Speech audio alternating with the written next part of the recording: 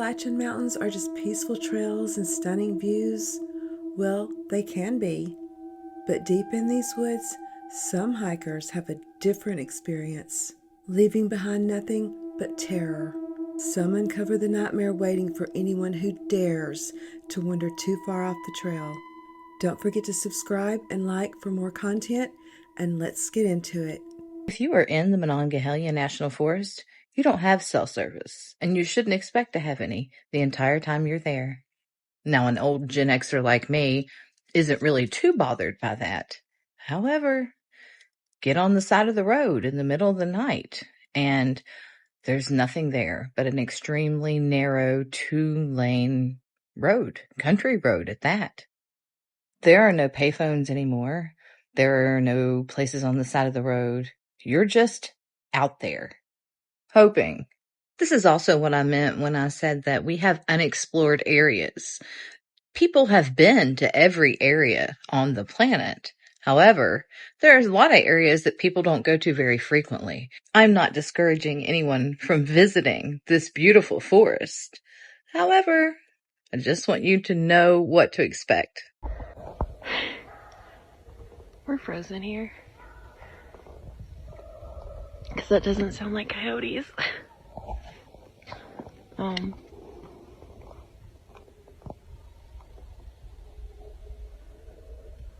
They got something.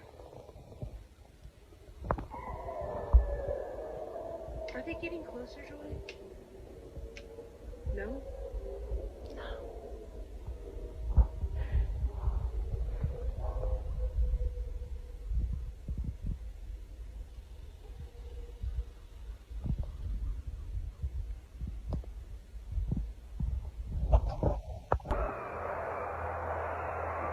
A biker just went that way, and the sound got worse.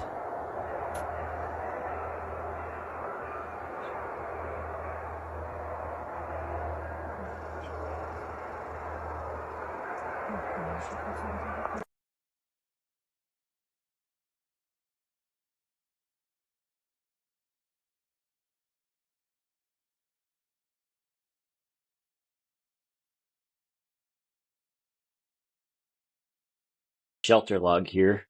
So I hang out by the fire. Almost every shelter on the Appalachian Trail has a shelter log where people write in their trail names and what's going on. They can write whatever they want in there. So it's kind of cool tradition here.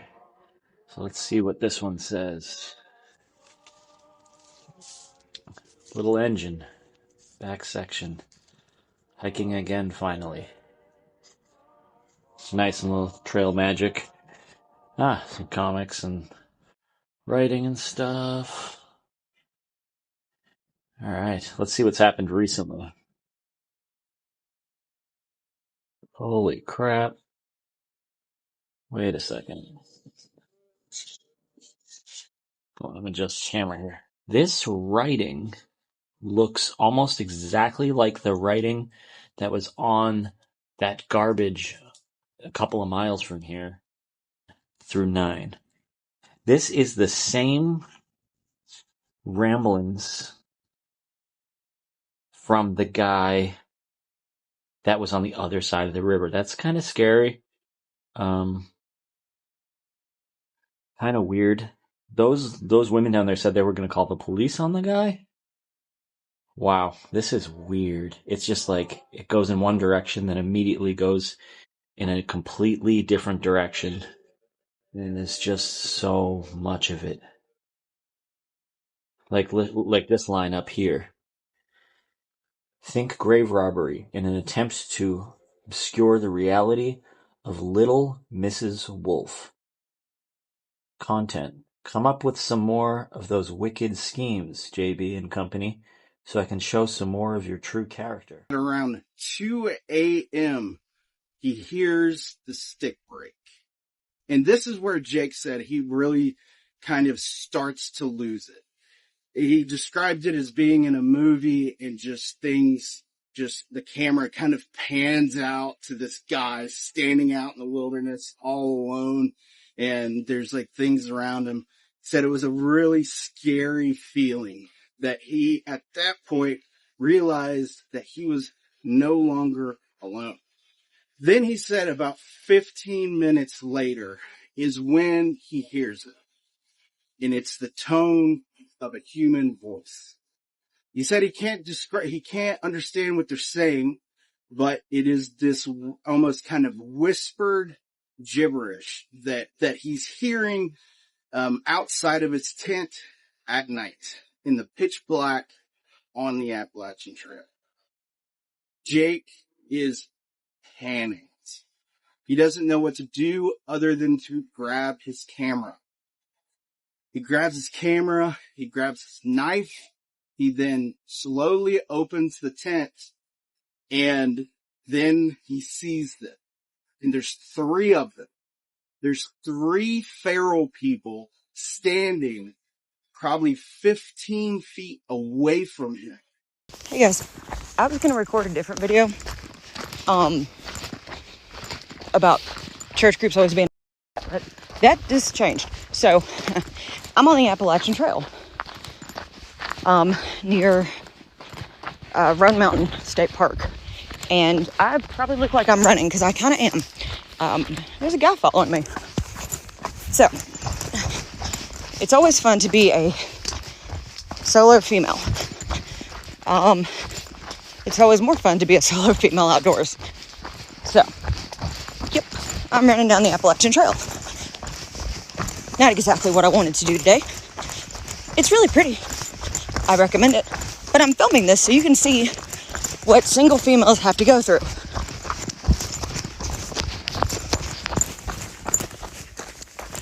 Oh, hang on.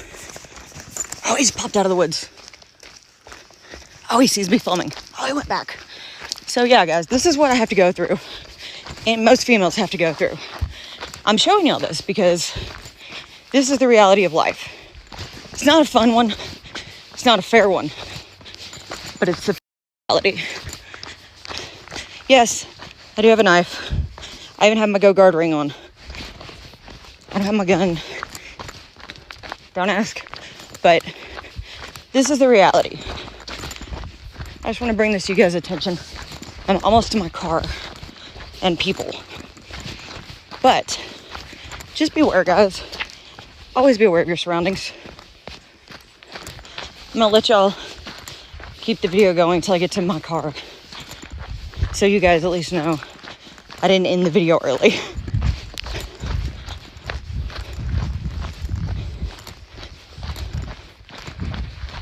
But yeah, the Appalachian Trail is beautiful.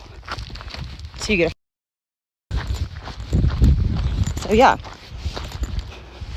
the reality, trying to do anything by yourself as a female. All right, guys, my car's in sight. All right. Just wanted to bring that to everybody's attention now if I just don't get hit by a car. Yeah, see, North Carolina's right there. And that's Tennessee. All right, guys. Just be aware of your surroundings. This man is the Appalachian Trail's most notorious criminal. For 6 years, James Hammis used the Appalachian Trail to evade capture. According to the FBI, between 1998 and early 2009, Hammis embezzled $8.7 million from his employer. He left his family and his work behind and began a new life on the run from the law. James Hammis spent the next 6 years basically living on the Appalachian Trail. He even adopted a trail name, which was Bismarck. By all personal accounts, he was a really kind and generous person. Honestly, it pains me to say this, but hanging out among thru hikers on a long distance trail like this is actually a pretty clever way to blend in. His case was actually featured on American Greed. An Appalachian Trail thru hiker happened to catch a rerun of that episode. They recognized their friend that they had known as Bismarck. This person contacted the FBI pretty soon after, and the gig was finally up for Bismarck. We were hiking a part of the Appalachian Trail in West Virginia about 8 years ago, I think. We were hiking as a group, and we spread out naturally based on hiking speed. I was in the middle of the group of 4 of us when one person had to stop to pull a tick off. The other 2, one was a leader, stayed with them, but I decided to hike ahead to see if I could catch up with the lead group. The Appalachian Trail is well marked with blazes, so I wasn't worried about getting lost. I knew that the next landmark was an old logging road, and sure enough, I hit it about half a mile later. I decided I should wait for the rest of my group to catch up, so while I waited, I hiked down a bit of the overgrown road which ran perpendicular to the trail. There was a low stone wall along one side, and I strolled along it, checking for anything interesting, like artifacts and stuff. When it was like I crossed an invisible line. All of a sudden, it was like all the sound cut out. No birds or insects calling, when seconds ago, there were multiple birds singing. Even the leaves on the trees around me stopped rustling. It was just sudden, unnatural, deafening silence. For whatever reason, I took a few more hesitant steps forward until I hit an invisible wall. It was like suddenly I was bombarded by this feeling. I can only describe it as being unwelcome, as if I'd entered the house of someone who hated me, but multiply that by like 100. All the hairs on my body stood up, and I stopped dead in my tracks. The feeling was so strong that I didn't want to turn back around. I couldn't see anything down the road, threatening or otherwise, that would give me this feeling, but I knew I needed to leave, like immediately. I just knew I wasn't meant to be there, and if I stayed, something bad was going to happen. So I walked backwards slowly, never turning away from the road and trying really hard to not even blink. Finally, I crossed that invisible line again, and I could hear the birds singing and the leaves rustling. I didn't turn around until I heard the leader I'd heard earlier, and they asked me if there was something cool down the road. I said, nope, not at all. Looking back, I figure it may have been a bear or a cougar or something that my instincts just naturally kicked in. But still, it just felt so unnatural. So I went hiking on the Appalachian Trail by myself this weekend as like one of the first like winter hikes that I was going to do for the year, right? And I'm walking, and then I come across this clearing, and it's like completely clear. Like nobody touched the snow, not even animals, nothing, until I get to this one section. And that's when I start to see like footprints that just kind of appeared out of nowhere. And, hold on. I gotta situate. So I come to this clearing, right? And I start to see, like footprints that like appeared to appear out of nowhere. Like they just appeared there.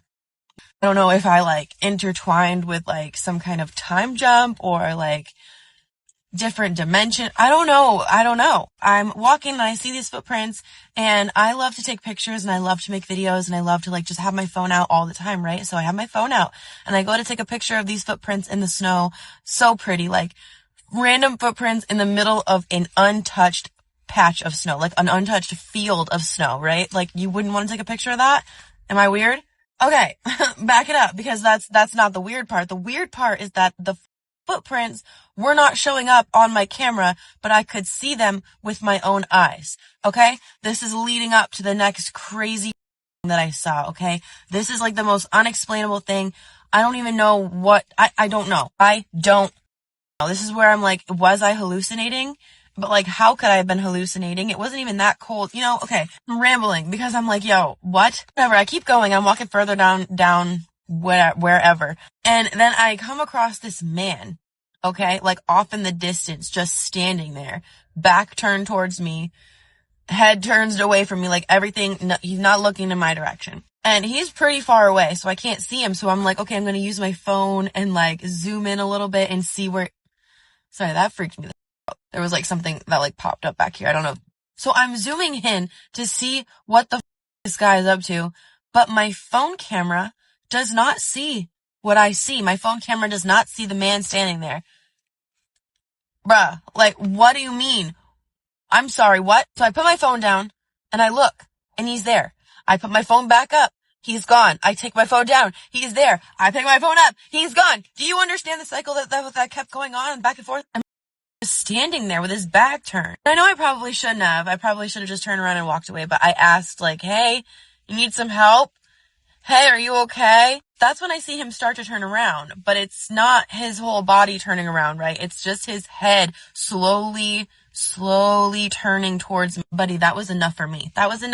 Even if none of that creepy happened before that, there's a man that just noticed you all alone out in the woods. You're gone. We got to get out of here. Skedaddle. Well, honestly, I don't even have an answer as to who that was, what that was, or what happened because I got the there. But basically, my phone camera was not picking up what I was seeing because that's never in my life happened to me before, ever. I have an iPhone 17 Pro Max. I'm pretty sure there's nothing faulty about this thing, okay? I don't know. It's freaked me out to the point where I can't stop thinking about it. June of 2009, 23-year-old environmental studies student Richie Connor set out on a short, lonely hike along the Appalachian Trail in Pennsylvania.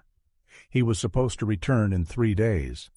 The next time he was seen was exactly a year later. In the deep forest of Windham, 2 hikers came across a semi-conscious man tied to an old pine tree. His body was a continuous map of bruises, cuts, and healed scars. He did not respond to voices, did not try to escape, did not ask for help. He just kept repeating one phrase, quietly, monotonously. The first rule is not to scream. This found hiker was the beginning of a story that revealed one of the darkest secrets of Appalachia. 23-year-old environmental studies student Richie Connor left home at dawn on June 20th. According to his mother, he was calm and focused, saying he wanted to hike a little further than usual before returning to university work. The route he chose was simple, a section of the Appalachian Trail in Huntingdon County near the small town of McIlwain's Fort. He knew this place. He had passed it twice before. At 7 o'clock, 20 minutes in the morning, a camera at a gas station near Harrisburg captured Richie buying gas for his burner, an energy bar, and washing it down with coffee from a vending machine. The footage shows him wearing worn-out hiking pants, a gray T-shirt, and a small compass hanging from his backpack. A few minutes later, the Chevy Cavalier pulls out of the parking lot and heads west. At about 9 o'clock in the morning, according to the visitor log, his car appears in the parking lot at the entrance to the Mid-State Trail. In one of the testimonies, another tourist, an elderly man from Altoona, describes how he saw a young man carefully studying a map and checking the coordinates with his handheld GPS every time. According to him, Richie checked the batteries of his flashlight several times and tied the strap of his backpack. Everything looked standard, as if he was following a familiar route. The last confirmed contact occurred in the afternoon. 2 students from Pittsburgh recalled seeing a guy eating a sandwich at the Blue Ridge Lookout. He greeted them with a short nod, looked calm, and quickly packed up and left. No one paid attention to where he was going. The trails in the area often branch off, and experienced hikers don't usually ask for directions. He was supposed to return in 3 days. This was the agreement with his parents. But on the evening of June 23, Richie's phone was silent. At 20 o'clock, his mother left him several voicemails, and around 10 in the evening, the line was no longer receiving calls. At 2 in the morning, his parents decided they couldn't wait any longer. The next morning, the Huntingdon County Sheriff's Office received an official missing persons report. The officer on duty immediately notified Rothrock National Park as Richie's route partially passed through their territory. By lunchtime, the first search team of rangers and 3 local volunteers who knew the nearby trails well was assembled. The search began with a car. The Chevy Cavalier was parked in the exact spot where Richie had left it. The car was locked, and there were no signs of a break-in.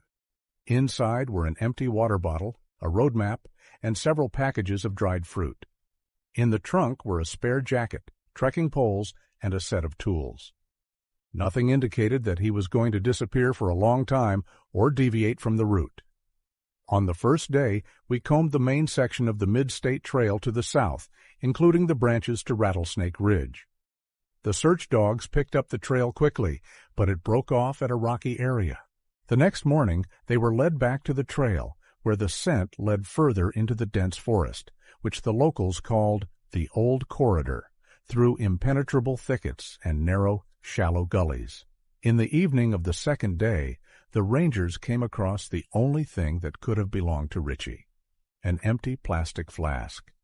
It was lying in the grass a few miles off the trail, in a place where no one usually goes. There was some dried silt at the bottom. It looks like the guy had taken water from a puddle rather than a spring, which was strange for an experienced hiker. On the third day, volunteers from the Juniata Valley joined the search. A state helicopter surveyed the area for more than 20 miles around, but the dense spruce cover almost completely covered the ground. The pilot said in his report that he saw only an impenetrable coniferous massif and a few old-trodden paths. By the end of the week, search teams had circled the Blue Slope area, checked gullies, wetlands, and inspected random campsites and abandoned huts that occasionally occur in the Appalachians. Not a single trace. Only the dogs stopped several times at the entrance to the old quarry, which the locals called Oldham Quarry. This place has long been abandoned, overgrown with weeds and littered with stone fragments, but the report states that the odor is probably old or faint, of indeterminate antiquity. There was no further confirmation. The search was doubled, with several dozen more volunteers, dog handlers, and an additional helicopter flight. Temporary rest stops were set up in the forest, and for several days the area resembled an army operation. But no trace of clothing, no piece of equipment, no sole prints could be found. At the end of the 7th day, the coordinator of the operation announced the end of the active phase. This happened on the evening of June 27th, when the last group returned from the slope above the Mid-State Trail and reported that the area had been completely searched. The official story at the time was simple. Richie could have wandered off the trail, gotten lost in the dense forest, and gone too far to be found. But those who were searching later recalled something else. The area where Richie Connor disappeared always seemed too quiet, abnormally quiet even for the Appalachians. And most importantly, it never left any traces. Not a single one. If a person had fallen, slipped, broken a leg, something would have been found. But this time the forest was silent, and the longer the silence lasted, the harder it was to believe that he had simply gotten lost. A year after Richie Connor's disappearance, the Huntingdon County Sheriff's Office archives listed him as another unsolved case, and the woods he entered and never returned from remained silent. In May, with spring in full force in the southern Appalachians, two friends, Dave Rogers and Bob McLean, hiked into the remote Windham Massif, 15 miles south of the route the student had once taken. Both were experienced hikers who had known the forest for more than 20 years. They told us that it was not the first time they had gone there. Every year in this part of the mountains, they checked old hunting trails where bear tracks were occasionally found. On May 20th, at about 11 o'clock in the morning, they moved off the official routes, guided by a compass and old markings left on the trees by previous generations of hunters. The area was wild, sloping slopes, ravines, storm-damaged trees, dry leaves crunching underfoot. According to Dave, the first few hours were nothing out of the ordinary, the same dense, damp, almost deserted forest. Around noon, they came to a small natural rise where an old, massive pine tree stood. Dave walked ahead and, as he later testified, noticed something that at first seemed like a pile of garbage or the remains of some equipment. The pine tree was so thick that even two people could not hug it, and its bark was dark and cracked. It was against this darkness that he saw the pale body. At first, they both thought it was a corpse. The half-naked man was tied to the trunk so tightly that the ropes cut into his skin. His bony wrists were fixed at chest level, and his legs were wrapped high below his knees.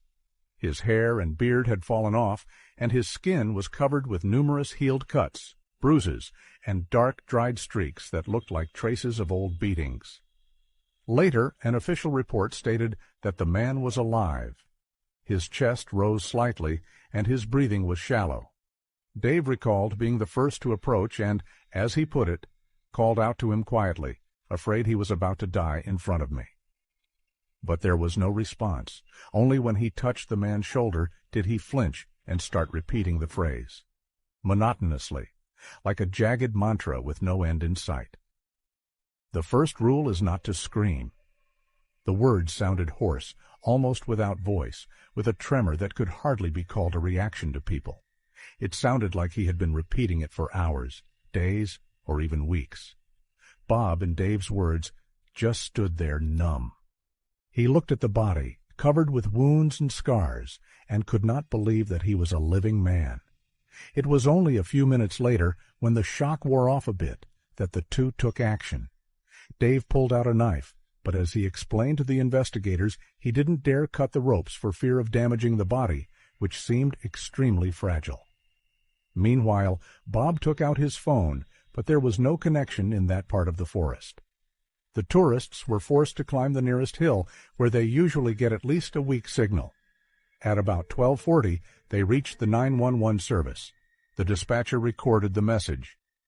"A man has been found, alive, tied to a tree, in critical condition." The coordinates of the location were inaccurate. Dave and Bob passed them on, checking with a compass and old landmarks.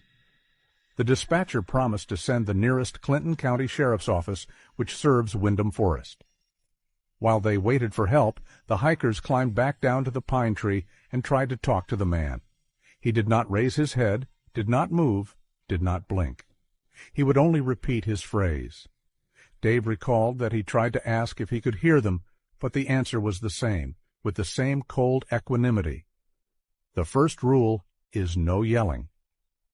The distance to the place was difficult, dense thickets, fallen trees, and difficult to pass beams.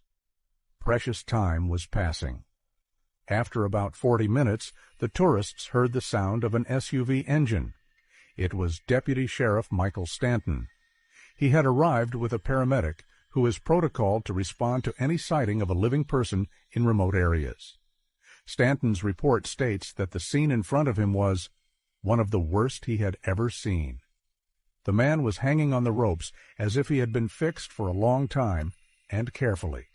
This is the last photo taken of a couple before they were unalived on the Appalachian Trail. So Julie Williams and Lolly Winans was a couple who decided to spend a week hiking along the Appalachian Trail in May of 1996. The couple was scheduled to return from their hike on May 27th. However, after they failed to return home or contact anyone 4 days after they were supposed to return, a search party was organized to find them. A day after the search began, their tent was found just off the trail in a slightly wooded area, and it had been torn to shreds with a knife, and their bodies were found inside. It was discovered that the couple had had their hands and feet bound behind their back, and then their own underwear used as gags with duct tape over their mouths. To this day, no one has been arrested or charged with their deaths, and to this day, their case remains unsolved. Her name is KK, and she moved here from the UK, so she moved to America from the UK. So she said she moved to Pennsylvania in November of 2023. She sent me the story in May 2024. So she says that she loves hiking, she loves going outdoors, and she moved there because of all the mountains that they have. So she was exploring places to hike, and she was taking her dog to go hiking with her like daily. So one day she's out hiking with her dog, and she hears somebody yelling at her saying, "Hey."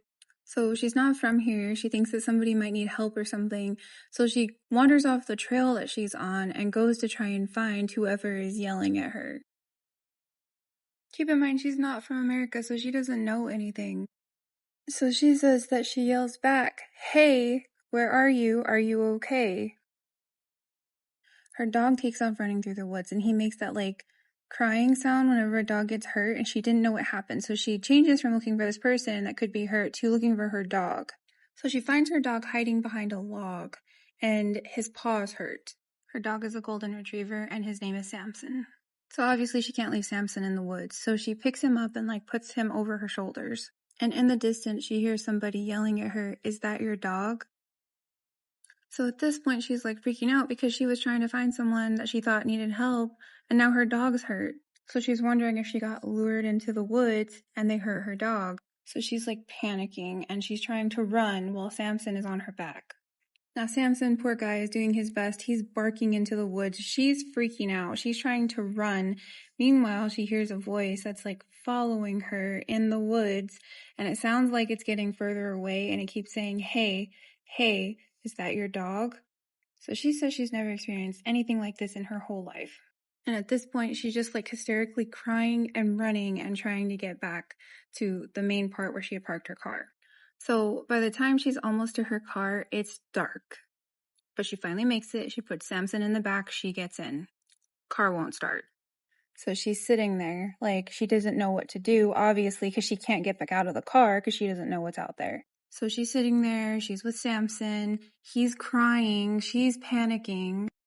And that's whenever she hears the scraping of nails along the passenger side of her door. It's pitch black outside and she can't see anything.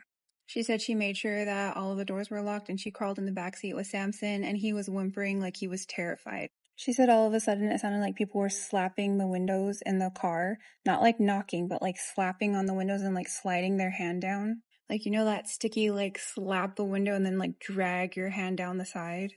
And how it makes that like screeching noise. But she said it was coming from like every single window in her vehicle. And she says out of nowhere, all of a sudden it stopped and her vehicle started by itself. So she makes it home and she's like panicking. She's never experienced anything like this. The next day she starts doing research and finds out that she lives near the Appalachian Mountains. Yes, I know people from that area say Appalachian. I've always grown up with Appalachian. So she ended up talking to a neighbor that lives near her, and that neighbor freaked her out even more because she said, you spoke to it and now it may haunt you, which she said had already started happening because weird things had started happening at her house, like people knocking on the door and nobody being there. So her neighbor told her, like, if someone knocks on your door or window or whatever, you're not home. If you're out walking by yourself and somebody is talking to you, you do not reply. You don't answer. Completely ignore them. Which I think are all common rules that most Americans know, no matter where you live, really. But she didn't know, and she did. So she wrote in to tell me the story back in May of this year, and I responded to her last week. And I just asked her, hey, are you okay? Have things continued being crazy? And she hasn't even read the message, and she hasn't posted anything on her Instagram since December of last year. So, KK, if you're out there, if you see this, can you let me know that you're okay? Because I'm worried about you. Out here hiking on a little nature walk. Yeah. Oh, I ain't that white. 911, what's your emergency? Hi, we're up in the mountains and we need to be rescued. We're in between 5 mountains with trees everywhere. Remember, if you hear footsteps behind you in these woods, don't turn around. If you enjoyed this video, hit subscribe so I can bring you more chilling content. And until next time, stay safe, stay aware, and question everything.